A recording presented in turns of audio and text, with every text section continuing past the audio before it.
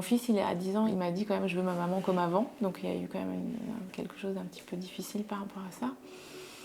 La maladie de Parkinson touche 270 000 personnes en France. C'est la maladie neurodégénérative la plus répandue après Alzheimer. Contrairement aux idées reçues, cette maladie ne touche pas uniquement les personnes âgées. Près de 10% des patients ont moins de 50 ans au moment du diagnostic. C'est le cas de Caroline, 43 ans, mère de 2 enfants, psychologue en milieu scolaire, que je vais rencontrer. Je suis Caroline, donc j'ai été diagnostiquée de la maladie de Parkinson à 39 ans, en juin 2022. Pour moi, ça a été une grosse surprise, pas une bonne, mais une surprise que j'ai dû intégrer à ma vie. Les premiers symptômes qui ont abouti au diagnostic, c'est plutôt j'avais un petit peu mal au coude et puis j'avais du mal à taper en fait quand je voulais taper sur l'ordinateur en fait du coup j'avais l'impression que j'arrivais pas bien à taper. Quand je me brossais les dents de la main gauche en fait je bougeais la tête au lieu de faire bouger le bras. Donc en fait ma tête compensait le bras en fait. Donc ça c'est une des petites choses que j'avais remarqué. Puis j'avais remarqué un petit peu que j'avais le bras à la Napoléon quoi. C'est vrai que parfois le bras il restait comme ça. La neurologue elle m'a prescrit un DAT scan, donc c'est un scanner où on va regarder justement la perte des neurones dopaminergiques. J'ai fait un IRM cérébral mais qui était normal. Moi, je m'attendais pas à ce diagnostic parce que l'IRM était normal. À la fin du coup j'ai vu le monsieur qui n'est pas censé nous donner le diagnostic mais qui fait l'examen. Et je lui dis alors est-ce que c'est Parkinson et je crois qu'il m'a dit oui. Et alors là, je me suis un peu effondrée. En plus, j'étais allée toute seule à cet examen-là parce que, comme pour moi, ça allait. Du coup, j'ai appelé mes parents qui étaient là à ce moment-là et mon mari pour leur dire effectivement, c'est Parkinson. Et ma mère, elle m'a dit de toute façon, il faut faire face. Et après, mon mari, par contre, il l'a dit à mes enfants, donc c'est pas moi qui leur ai dit.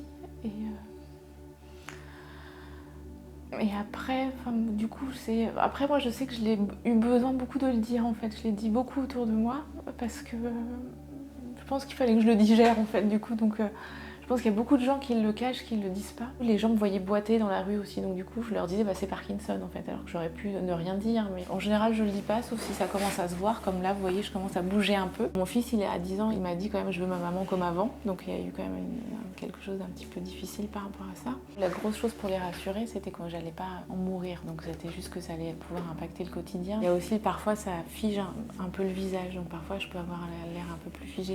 Il y a ce qu'on appelle une amimie, où ils ont pu me dire tu fais la tête maman alors que non je faisais pas la tête, j'étais juste un peu je leur dis des fois je fais ma parkinsonienne quoi, en fait je suis en mode Parkinson. Ils se sont fait au quotidien et au fait que leur maman est toujours là, qu'après il y a des choses qu'elle fait en moins, que parfois elle est un peu fatiguée le week-end, qu'elle fait des siestes. Alors mon quotidien il ressemble quand même à un quotidien d'une personne à peu près normale, mais c'est vrai que ce qui va changer ça va être la prise de médicaments régulière. Pour l'instant c'est toutes les 3h30. Je vais me préparer plus lentement parce que le temps que les médicaments fassent effet, avec la raideur, j'ai pu mettre au courant mes collègues, mon chef, et donc le travail est plutôt bienveillant. J'ai l'impression que le quotidien n'a pas tant changé, mais il faut quand même que je m'adapte à mon corps en fait. Les traitements sont relativement efficaces, mais il y a des périodes où ça peut être un petit peu off, ça veut dire qu'on va être bien, puis tout d'un coup le symptôme va réapparaître. Donc moi ça peut m'arriver au cours de la journée, je sens que le médicament fait moins effet. Donc je sens le corps se raidir, mais je sens aussi ma concentration qui baisse. C'est une partie de moi, mais c'est pas moi complètement non plus. Donc là, parce que parfois je suis un peu comme ça. Les traits qui vont plutôt se figer vers le côté un peu triste. Les symptômes apparaissent progressivement, donc c'est pas stable en fait. On se dégrade petit à petit, quoi. Comme j'appartiens à l'association France Parkinson, on se voit entre jeunes parkinsoniens, on s'appelle les parkipotes.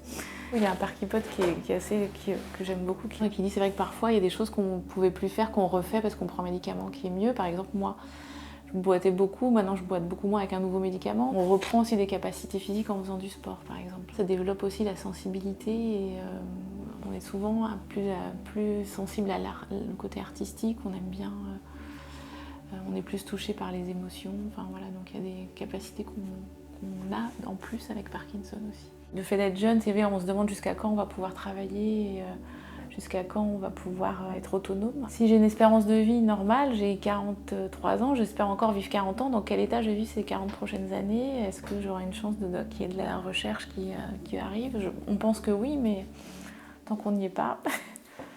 Le Parkinson précoce et plus largement les questions autour de cette maladie seront abordées lors du Paris Saclay Summit les 18 et 19 février.